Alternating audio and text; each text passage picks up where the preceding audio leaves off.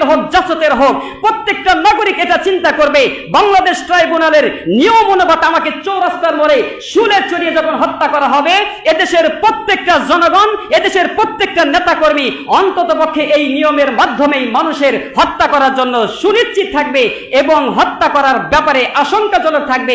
খবরদার, আমাকে যা কিছু করে করুক, ঠুস করে কোন এক ঠুনকো মোবাইলের চুরির আশঙ্কা করেই তাকে হত্যা করা যাবে না।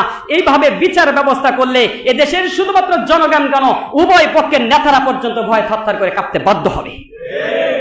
কিন্তু আজকে আমাদের এই সমাজ ব্যবস্থায়, আজকে আমাদের সাংবিধানিক ব্যবস্থায় পৃষ্ঠার পর পৃষ্ঠা সংবিধান রয়েছে।